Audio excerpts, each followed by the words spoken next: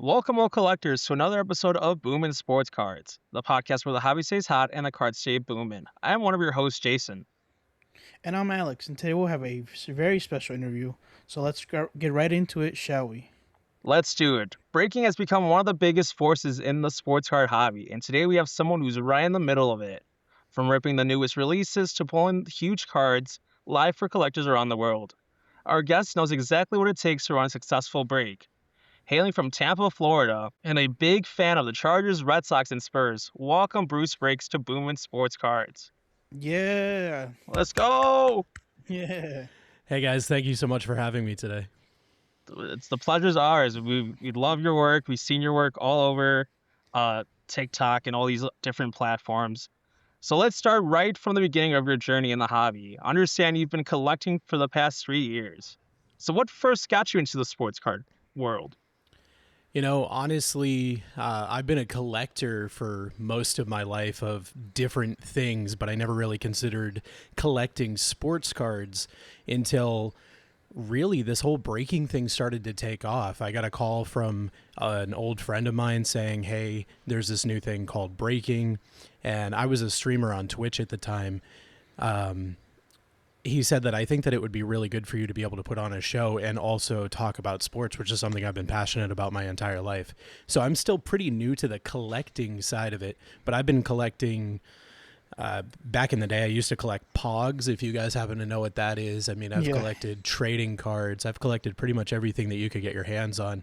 This sports part is a new avenue for me. That's awesome. Yeah, I've likewise. I mean, I've collected since I was a little kid, and now sports cards really caught my attention. We just started collecting cards this year, but we've tried collecting maybe.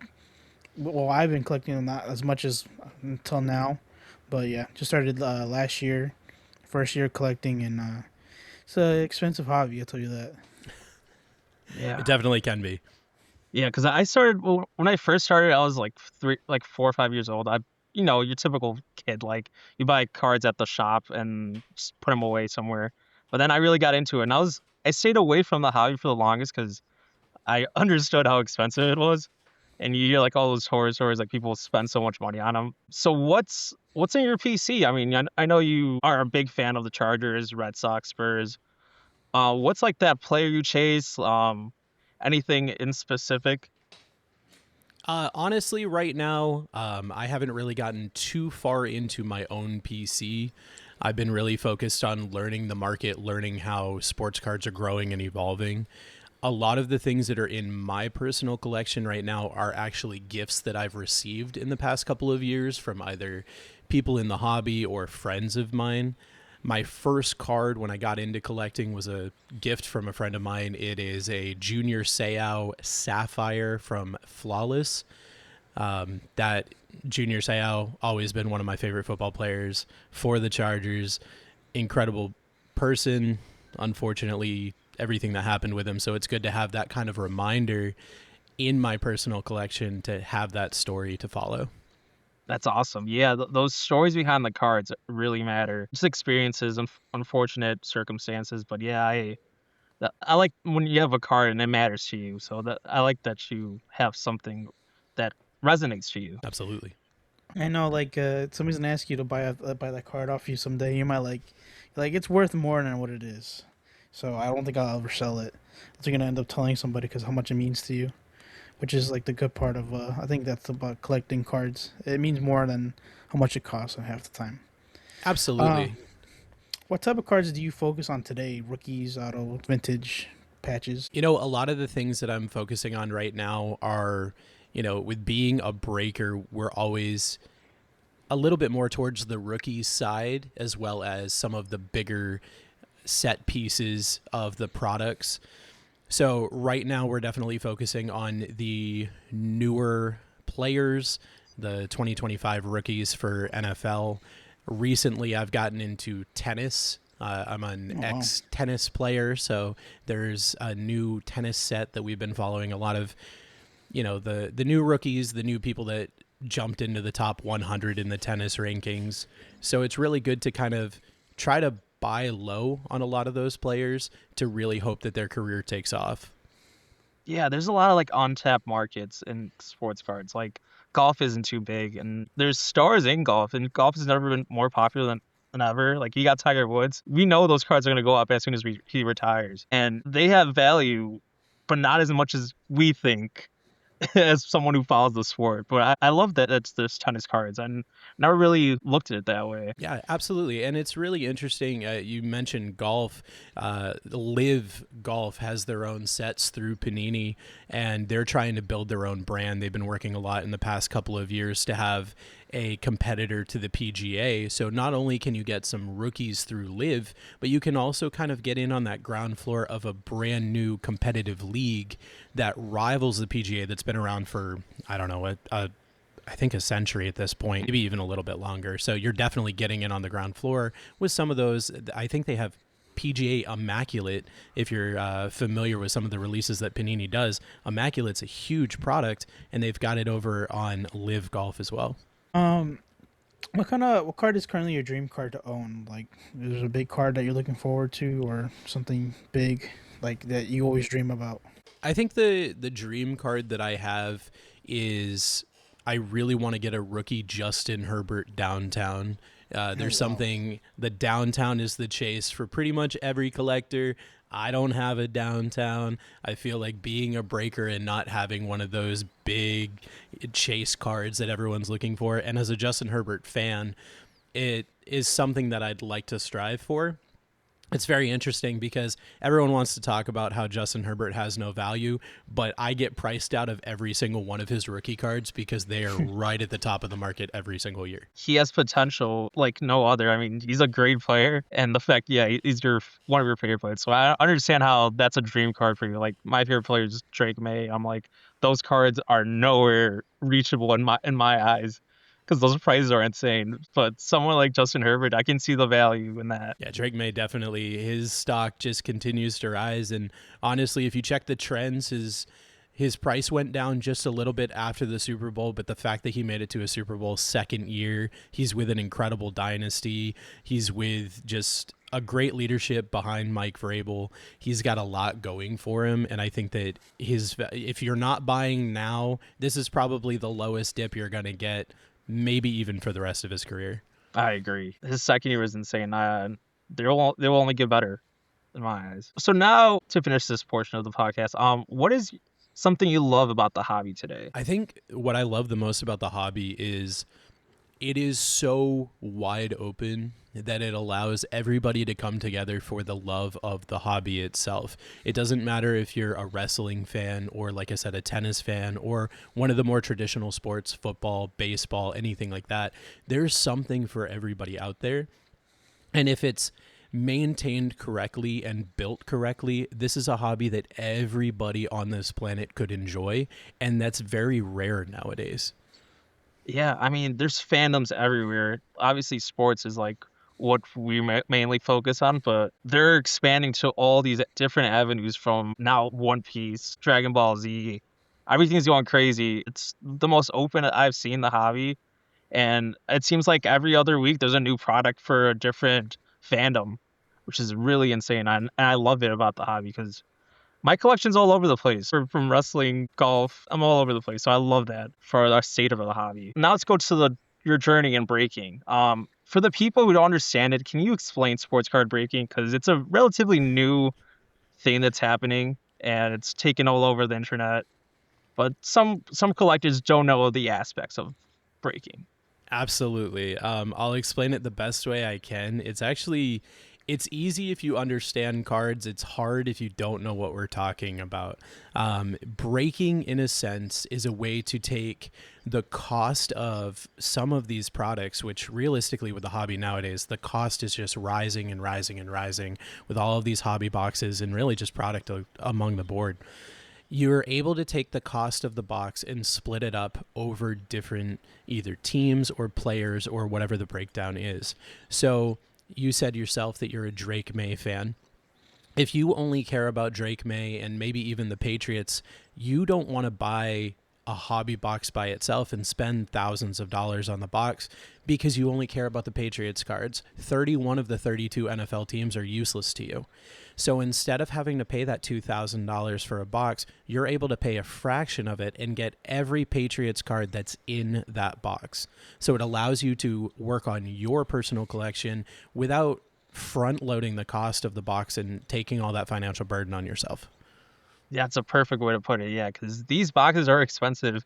You got hobby boxes that are like $500 up to even $1,000, even more than that. And yeah, I feel like breaks are a good way for that one team you're chasing, that one player you're chasing. So that's a perfect way to explain it. I mean, this hobby is only going up, and breaking has expanded through all these platforms. You got Whatnot, you got Fanatics Live, you got TikTok now. It's all over the place, and I liked how you explain it. It's an advantageous avenue for collectors. Absolutely. It's a Um, great middle ground. when did you realize breaking could become something more serious or even a job? What's interesting about my pathway to breaking is I joined an already existing breaking company.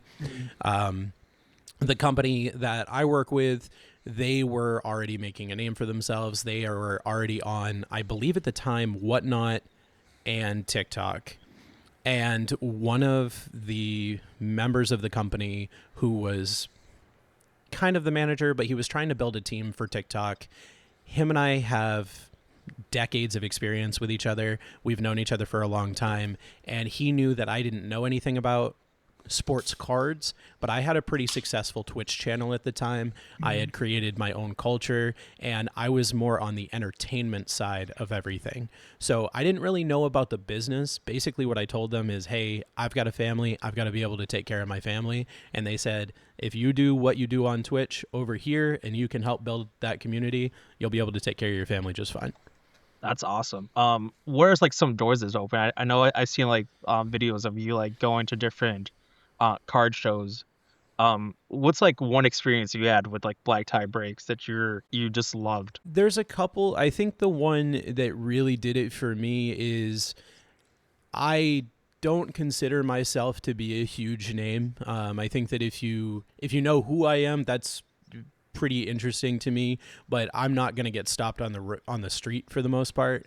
But there was one day I was out grocery shopping with my family, and I got stopped in the grocery store, and they said, "Hey, you're BruceBreaks," and that was That's the awesome. weirdest experience of my life. We were at BJ's, and I was trying to eat a hot dog, and he just stopped me to like give me a hug, and I didn't know what to do because I had a hot dog in each hand, and I had this grown man coming to hug me, which in retrospect is incredible. Like at that point, being noticed on the street, not at the National, not at a card show, not at somewhere where people are expected to know who you are, but just out in the real world was just, that's kind of an I've made it moment. Did you like pull a nice card for him, and that's why he's like, man, Bruce is the best. Gotta give him a hug. Love this guy. I might have at some point. My brand of breaking is I'm not in it to pull the biggest cards you've ever seen. Cards will come and go. This hobby is about the love of the actual collecting and of the cards themselves. And I think that if you build your brand off of having the best card ever hit or having the biggest pulls or anything like that, you're actually kind of very superficial about what you're trying to do, because it's my job to put on a show for everybody.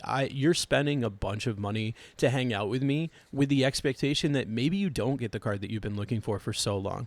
So if I can make it worth your time, then I've done my job. I like when I go into breaks and it's enjoyable and not just someone screaming at your face, "Oh, buy this now, buy this now. We have the best cards. We Guys. pulled this card yesterday and it's in this case." Trust me, Yeah, I can't stand that. it's the worst when you see those on TikTok and I'm like, how is this enjoyable? How do people watch this constantly? Um, the funny thing is, Bruce, I did meet you in person last year at the Nationals. I don't know if you remember, but I did come up to your booth and give you like a fist pump.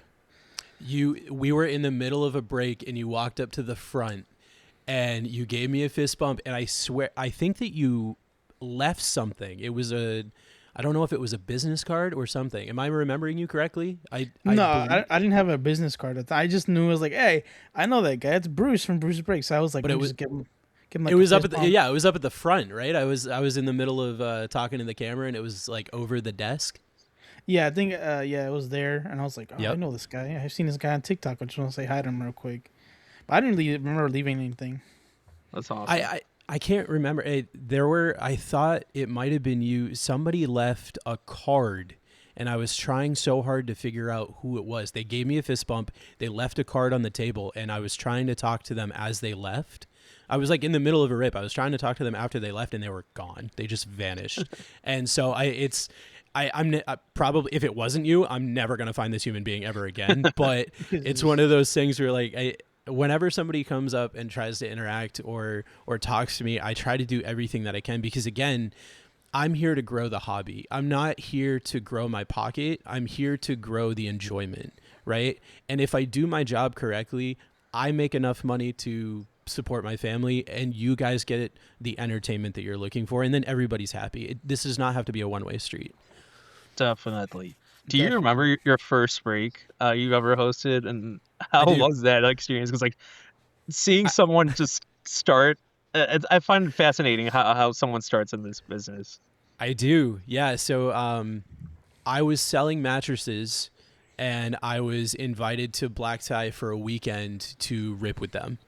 And they basically wanted it to be a test run, and they said, hey, well, come here, hang out with us for the weekend. I was living in North Carolina. I drove to Tampa, No, wow. and I was there for a weekend. And the second day, Desty, my friend, didn't tell me that I was about to rip, didn't say anything. He just said, as we were hitting the timer, he said, are you ready? All right, this is you. And we come back, and I'm just sitting there with the dumbest look on my face. Uh, uh, And what I do remember is it was 10/20/23. It was either 22 or 23 select blasters. no, wow. And in that break, I had no idea what I was ripping. I pulled a zebra Patrick Mahomes die cut, What? and I dropped it. I did. Oh, It was a die cut, and so when I was trying to hold the cards, it was a different thickness, and I dropped it, and everyone started laughing. Desty starts laughing. The chat's going crazy. I will never forget that moment. I mean, not only is it a great passing of the torch, I feel terrible. Nobody said anything that I like damaged this card. Nobody yelled at me saying you got me a PSA 7. Nothing like that. So at least we're good on that point. But what an incredible introduction to the hobby. yeah, that's crazy. So how much preparation is there? Like, is there a crew who like is behind every break? Because I find it crazy like how many cards you guys pull, and like the shipping, like how does that work? How Yeah, because it's like so many cards, so many a people lot of around the people. world. Yeah. So the beauty of what we do is honestly kind of in its simplicity, but it's designed that way. So we set everything up pretty much, I want to say about 2-3 years ago on our streaming service, and everything is done in house. So all of our graphics, all of our everything is done in house. We've got our own graphics team that takes care of everything. And we've got it set up so that thankfully when somebody's in front of the camera, they only need to press a couple of buttons to make everything work. And the beauty of that is it doesn't matter who's in front of the camera, because we've got a bunch of different breakers. They can all provide the same experience. Behind the scenes, everything's going crazy. I think right now in our fulfillment team, we've got altogether, I want to say we've got probably 20 employees. We've got more people fulfilling than we do breaking, Oh wow. which is important because at this point we have 2 TikTok channels, 2 Whatnot channels, and a Fanatics channel. So we've got 5 channels ripping almost around the clock every single day. So you need that big of a fulfillment team so that we don't fall behind on orders. And I think the beauty is in the past year where, again, we're still a small business, but in the past year, I think the longest we've fallen behind on shipping is about a week, and that was over Christmas vacation. That makes So sense. if we fall back a week over everything that we're running, I think that we're still pretty successful. Out of curiosity, where does like all the base cards go? What a great question. So we ship most of the base, unless it is a paper. I mean, if we're talking Booomin baseball and nobody cares about the base. Funny story, we used to be at a different location. We've since moved locations, and we put all of our base in the trash, and we had this huge dumpster. And there was a guy in our parking lot, did not work for us. We didn't know him. We just knew that every like Monday or Tuesday, he'd drive up to our dumpster and go through all of our trash to take all of our base. I don't know what he was doing with it. I don't care, honestly. But yeah, Monday or Tuesday, like clockwork, every single week, this dude's digging through our dumpster for base, not for anything else. That's hilarious. There's something in there. I swear, one day I'll get it. One day. We thought that maybe he was trying to see if we had missed sorting or something, but he just, every single time, he's just grabbing all of our base. It must have been disappointing when you guys left. He's still coming back. One day he'll be back. One day. I guess our dreams of being breakers now, Jason, is gonna be quite expensive, so we might have to rethink our jobs now. What is the biggest card you ever pulled live, Bruce? The biggest card I've ever pulled live is a 1/1 horizontal Bonix Kaboom from his rookie year. What? 1/1. Yep. So they don't want me to say how much it sold for, but I can tell you that you could comfortably buy yourself a new vehicle with a piece of cardboard. Is it a nice vehicle? I mean, I would consider it to be a pretty decent. I drive a 2011 Toyota Camry, so most vehicles are a nice vehicle compared to what I drive. But yeah, I would consider it to be a pretty decent vehicle. That's wild. We'll look up the comps later. Yeah, I think the vertical comp is public, but the horizontal we facilitated from the beginning. I pulled it. It went straight into a one-touch. We had a buyer lined up, and it got sold within 24 hours. My God, that's insane. So now let's go to like your opinions on breaking, because Oh God, I feel like it's a very controversial section of the hobby. Some people love it, some people hate it. Some people are like impartial and be like, oh, that's kind of cool. So what separates a successful breaker from one that fails? Because we've seen like those horror stories where they just disappear after pulling a card, or they just don't do numbers, and that's people get good deals and like stuff like that. So what separates a good breaker? Breaking is one of those things that you'll find with a lot of different things. I will say the one thing that I get asked more than anything is, hey, I'm about to become a breaker. What do I need to know? What should I do? And the first thing that I say is, it's not about the cards. It's never about the cards. It's about you. It's about the show that you put on. It's about the energy that you have. And it's about your connection with the people that are hanging out with you, because we are all ripping the same thing. Unless you're one of the top 3 or 4 companies that's ripping case after case every 15 minutes, everybody has the opportunity to rip the same cards. Every box has the opportunity to have the same thing. We can talk about other conspiracy theories here in a moment, but it doesn't matter if I buy a box of Optic or if you buy a box of Optic, the same cards, the same possibility can show up. The people that don't succeed in here are focused on the money and on the return, and are not focused on giving a good experience. That is all you should worry about. Everything will come. The money will be here. If you look at the statistics of how much money changes hands in sports cards over the year, I believe last I checked, it was over $1 billion a year. So the money's there, and the money will come. But if you don't have any personality, and it's obvious that you only care about money, and it's obvious that you don't care about the people that come into your stream and hang out in your chat room, you're not going to succeed no matter how good of a card you hit. Yeah. On your spare time, do you go into different breakers and see like how they're doing it? I do. I have 2 different alt accounts, because I have multiple times popped into an account, and especially on TikTok, it'll say this person joined the live, and I've had viewers of mine that are in other channels, which I mean, hey, you like breaking and I'm not there. I'm not gonna shame you on that, but they'll call me out. They'll tag me and be like, Bruce, I didn't know you were gonna be here. So I've got 2 different alt accounts, and that way nobody knows it's me. And I've heard some stuff, man. I honestly this is something that might get me in trouble. This is something that people might not like. I'm a very breaker, and it's because a lot of breakers are very obviously in it for the wrong reasons. Yeah, definitely. We've seen so many horror stories. Like I saw a TikTok earlier. Um, some dude pulled a uptown of Ashton Genty, and he goes like, "Oh, and the Raiders, we're gonna cancel that team," and then they blocked the guy right away.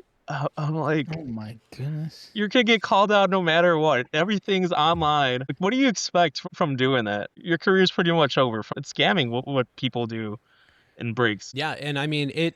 There's a lot of different things that could be said about that kind of stuff, and one thing that a lot of people don't pay attention to is if you get the wrong person upset.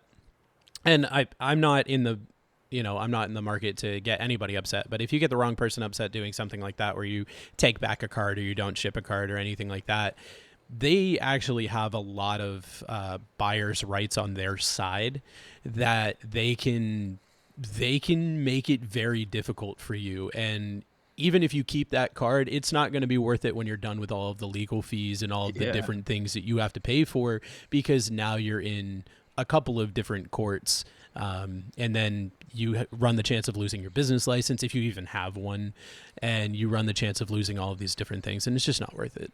Yeah, like they think like you delete your channel, everything's over. And, no, probably Whatnot has all like that information. All these platforms have your information, and that's just the surface of it. Yeah, that's insane. People do that. Yeah, overall, I think you're right, Bruce. I think it is matters who the person is, because when I break with BlackTieBreaks, I would prefer you over anybody else. Because when I see you guys live, I'm like, all right, Bruce is not here, so I don't want to really spend any money. So I usually just skip it and just like, all right, I'll just wait for Bruce to come back on. I hope it's today. Get that good card. I do appreciate that. It's one of the things where I try to get everybody, especially the things that we can control, we try to get on the same page. But everybody does have their own flavor. Everybody has their own personality, and there are definitely some times. I mean, I was in our chat a couple of days ago, and somebody said to one of the other breakers, "You're my favorite breaker, and I'm so glad you're here." And I have to deal with that internal jealousy of like, wait, why am I not the favorite breaker? But everybody has things that they're attracted to. Everybody has things that they enjoy. And if my performance, because that's really what it is at the end of the day, if my performance isn't your cup of tea, then the beauty of it is in 2 hours, there'll be another show. And maybe you like that one better. If you're not a big fan of the action style, then there's a comedy coming up in 2 hours. And 3 hours from that, there's a rom-com. And by the end of the day, we'll find something that you like. I love you Gotcha. the way you put it. Yeah, a rom-com. Do you Oh, yeah. think breaking has helped or hurt the hobby overall?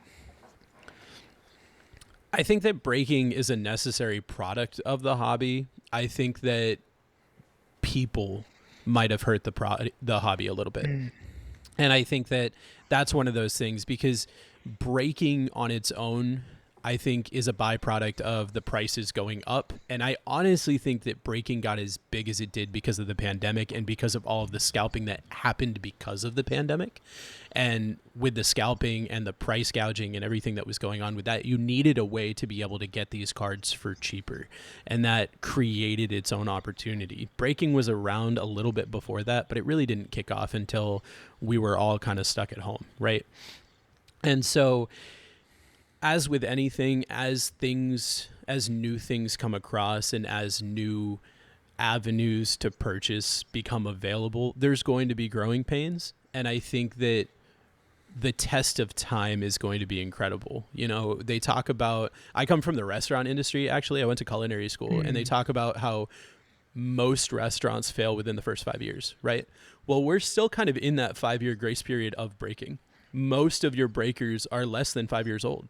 So these people that are doing it the wrong way, they only have a couple years left until they're not going to have a business, because that's how business works. Any avenue that you go through with business, you've got a 5-year stress test. If you survive that 5 years, you're probably pretty good. You've probably got solid business practices, and you're probably a good person. And then you're going to continue. If you don't survive, well, that speaks on a couple of different things. And so as we get out of that 5 year, I think breaking is actually going to be a lot better for the hobby. I think it's going to be a great avenue for people to get into collecting on kind of like an entry level. But we're not quite there yet. We still have a couple more years of stress testing to do. Gotcha. I agree, because one of our hot takes from last episode was that this hobby is getting way too expensive, and like this next generation of collectors are gonna shy away from it, and even collectors now are gonna disappear because these prices are insane. And I feel like the breaking are making it possible to have that card that you want, hunt for that card, without buying that $400, $500 product that you will probably won't grab a player that you like. So I feel like it's helping the hobby a lot. And it's part of the breakers. The breakers are doing a great job. And I feel it's only going to go up from here for breakers. So you were saying that you went to culinary school, so we were so close to having a chef show with Bruce. So there actually have been a couple of chef shows with Bruce. Again, back when I was on Twitch, I did some cooking content. But yeah, I went through the culinary pathway. I went to culinary school, went all the way up the ladder, was a head chef in Washington, D.C. Really, really thought that cooking was going to be my passion. But a lot of that was I just like making people happy. And really any way that I can do that is incredible for me. Yeah, back then it was food. You can't be mad if you're eating good food.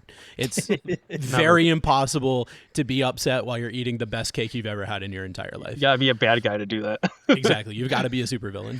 Man, this is so good, but I'm still mad. I'm so angry. Something about this delicious food that ticks me off. What product do you think delivers the most? Like, what is the best value? That's a great question. Let me think about that for a second, because it's going to be one that you don't expect. Because of my hot take that you guys used in your last episode. Yeah. I think that one of the best products that you can get your hands on, and one of my favorite products, and I'm very sad that it's not going to be what it is nowadays, is luminance. I think that luminance is kind of collecting at its most pure. You've got incredible action photos. You've got great artwork, which is really what these cards should be, and you've got them as a standard. A base card in luminance looks like a short print in most other products. Plus, you've got 3 autos in a hobby box, so if you're packing it out, there's 4 packs in a box. 3 of the 4 packs are getting an auto. It's very fairly balanced. It's got a lot of really great stuff. It's not case hit dependent. I hate those words. It's not case hit dependent. And it's just a great way to experience the hobby in a very introductory way. That's football for the listeners out there, right? Absolutely, yes. I'm sorry, luminance football. That's awesome. Is there like one card like you pulled off stream and it's just now it's like one of your personal collection, or like something you sold off? Like, is there like that one card that you pulled and you're like freaking out about? Not so much yet. I don't rip too much for myself. I'm very much into very different kinds of cards right now, so I haven't really been able to lock down on what kind of cards do I want to purchase for myself. One thing that I do have, and probably one of the most exciting card collecting moments, and it has nothing to do with sports cards, but I found out through sports cards and through my TikTok feed and everything that if you fly on Delta Airlines, the pilots have their own trading cards. Yeah, and so my wife and I were going somewhere, and we specifically flew Delta for this reason. And I went to every pilot I could find, and I now have 4 different plane trading cards. That's awesome. If you look at my PC, it's all Justin Herbert. It's a couple of Red Sox players and 4 planes for no reason, but I think they're neat. Time to grade those cards. Absolutely. Is there one thing that you would change about sports card breaking, or just like lives in general? Yeah, absolutely. One thing I would change about breaking is, first off, 2 things. I'll change 2 things about breaking. Stop yelling at people. It doesn't do anything. It's not good for anybody. Nobody wants to get yelled at. They're not going to buy in because they're getting yelled at. And you just look desperate when you're yelling. I mean, sometimes I'll get a little antsy because we're not selling, and what I try to do is explain that that's an incredible deal that somebody's getting. You're getting an incredible deal right now. And there's always a way that you can word something where it comes out positive instead of yelling at somebody. I hear so many breakers saying, guys, I'm losing money on this. I'm doing that. Hey, you opened the business. You took that risk. I really don't know what if McDonald's told their customers that they were losing money every time they sold a burger, the customers would say, we don't care. We don't care about you. Either give us the burger or don't. So these breakers, I don't understand why they think that it's going to be different for them. But I think that whole play needs to stop. And then number 2, we got to stop chasing case hits, guys. They're not real. I will die on this hill. I'm probably the only breaker that's going to do this and is going to fight for this. And it's made me multiple enemies in the industry, which is hilarious to me. But it's not real. Any breaker that's ever told you that the case hit is live, any breaker that's ever told you that you need to get in because the case hit is live, they're actively trying to lie to you because they don't know. There's no way for them to know. And for them to use it as a selling point when it's actually chance is borderline illegal. But we're in kind of a Wild West situation right now with breaking that there hasn't been the best legislation on it, but it is borderline illegal for them to say that. Mm-hmm. And so it's something that you will not ever find me saying. It's something that I tell everybody at Black Tie we should not be saying. Some people agree, some people don't. But I think that it's just, we need to stop chasing that one card, because if you only care about that one card, it devalues not only the entire set, but it devalues the hobby as a whole. That's a perfect way to say it. I mean, one of our takes from last week also was like, it's close to gambling. There's a fine line to it. It's a crazy platform. It's a crazy experience going into a break. But there's a lot of things that need to change, and I feel like they will in the next couple of years. Is there a player that you would invest in, and why is it Roman Anthony? Oh my God, Roman Anthony! You know what? Actually, I'm gonna give you something a little bit different. Roman Anthony, absolutely, but Roman Anthony's market is nuts right now, and you're just not gonna be able. I'm gonna give you one. This kind of sounds wild, but his comps are very cheap right now, and I'm actually about to load up. Jaren Duran. Get your hands on Jaren Duran rookie cards. They are not I mean, compared to Roman Anthony, they're dirt cheap. Jaren Duran has hit a home run in every single game that I have watched this season, this offseason. I went to a spring training game 2 weeks ago. He was up to bat twice. He hit 2 home runs. I saw him in person last year. I saw him in person this year. I don't know if he's put on 50 pounds of muscle, but the new Jaren Duran looks like he ate the old Jaren Duran. This guy is going to go on a tear this year. Get his cards right now before the season officially starts, because I promise you, by the All-Star break, his comps are going to be insane. He's a tank. I mean, he had 2 homers yesterday. Yeah, yes, he did. Yep. Yeah, I can see all his cards are undervalued. His home field advantage. I was thinking about grabbing his card, and that's what, like $40. It's not even nowhere near like these top guys.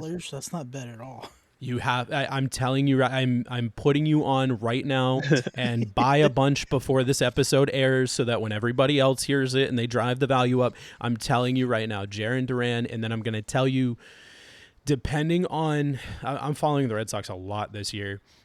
Another cheap one, because a lot of people have already written him off. He's kind of one of those fringe. He could be really good. He could be really bad. I'm still investing in him. Marcelo Meyer. Marcelo, if he wins a starting position, which I really think he will, his defense is insane. If he wins a starting position, he can be with the team for a decade. And he's going to be one of those players that he's probably not going to make you millions of dollars, but if you look at it as an investment, he is going to have a good, solid S&P 500 return every single year. I love that. Yeah, that Red Sox team is very young, and any of these guys can explode at any moment. That's a great one. I was not expecting Duran, and he's one of the players I've been looking at as well. So now let's wrap it up. What advice would you give someone thinking about becoming a breaker or even being a part of the hobby? Because it can be intimidating going to the live space or even just joining and being part of it. Absolutely. So I'll answer that question in two different ways because we'll do breaker and we'll also do somebody getting into the hobby. If you're new to the hobby, understand that it's supposed to be fun. And if you're not having fun, do something else. I interact with a lot of people, especially people that get into breaks, that they are very upset because they haven't hit a card today, or they haven't hit a card in a couple of days, or they haven't hit the cards that they thought they were going to hit, or something like that. If it's not fun, stop. This is designed to be a hobby. It's designed to be fun. You're designed to have a good time. And if it is dreadful, if you are stressed being a part of the hobby, either find a different way to be a part of the hobby or take a break from the hobby for a little bit, because I would much rather you be mentally stable than you have that one card that you've been chasing for the past 6 months. We only have one life. It is very important that you work on your mental stability first. And if you're doing something that's not good for you mentally, it's time to do something else. I love that. Yeah. That's Mental is very important, and I can see how opening packs and like pretty much failing because most of these cards packs you won't get anything good out of. Odds are you probably won't get some in like 10 boxers or something like that. But yeah, it's important to check yourself. Make sure that you're in a stable place and not let that consume your whole life and your whole like, feelings overall. I had a case break of Flawless last weekend that took 4 hours to fill, and it was 20 cards. And it's one of those things where most of you are not going to get a card. And I need you to understand that. And if you go into it and you're of that mental capacity of, I need to hit, and you don't hit, then that is going to absolutely ruin not only your night, but could, have other trickling effects into everything else. And we can't be doing that, right? It's one of those things, you said that it's very close to gambling. And I think it's very close to a lot of different things. I kind of compare it to if you're playing video games and they have those packs that you can open, or I'm a big Counter-Strike player where you can open a Counter-Strike case and you might get a really good skin or you might get a really bad skin. It's very similar to that, right? Because you're getting something, but you don't know exactly what you're getting. And if you can't handle that in this moment, then let's reevaluate it later on down the line. Have you ever like turned away somebody like if they bought too many spots or like and they got to the point where they got frustrated and they're like, I haven't hit anything. Like, has that ever happened? Yes, we've had a couple of different times where we've talked to somebody and we've said, hey, we just want to let you know that you're very obviously not okay. And we don't feel okay harboring this. And I really want, and one of the things that you'll see if you're ever in my streams, if you're ever in my chat room, is I care about you being there and being the best version of yourself. If you've never spent $1 with me, but you're in chat, I'm totally fine. If you don't have the money or don't want to have the stress of buying into a break or whatever, but you want to hang out, I'm so happy that you're there. And with that being said, sometimes you have to cut people off. You have to tell them, look, you're not okay. It's very obvious you're not okay. And you're not going to do anything about it. So because we care about you, we're going to shut you down for a little bit. And then once we can reevaluate and we can talk maybe 24 hours, maybe 48 hours, maybe 2 weeks from now, once we can talk and see, hey, you're okay, you're better mentally, then we can start to open that a little bit more and get back into that hobby, because the last thing that I want is to ruin somebody's life over cardboard. That sounds great. That sounds more genuine than half like the people do breaks. That sounds great. It's overall, this is supposed to be fun, and it is fun. Because me and Jason talk about cards every day, and half the time, we'll say we'll go buy a card, but we'll eventually get around to it but we just like talking about cards. I'm like, oh, like yesterday we talked about this Ellie cruise card 3D from Stadium from last year, and I thought that was the coolest thing ever. But it's like $400. I'll get around to buying it, but not like now. But this overall is nice to have like a good conversation with somebody. Yeah, you can Absolutely. admire cards, and like I feel like the fear of missing out, FOMO, is very much real in this hobby because everyone wants that big card, and odds are you're not gonna grab it right now, but that doesn't mean you can't grab it later. I mean, Yeah, it's and we live in a world now where, influencers have $1 million cards chained around their neck, and people are bringing there was a politician that had a card around his neck recently, and it's a lot more into the forefront, and it's in front of everybody's eyes now, and more than just FOMO, it's one of those I want to be like that, and back in the day we all collected because we looked up to these heroes, right? We looked up to these players. We looked up to these in wrestling. We looked up to these wrestlers, these characters, whatever.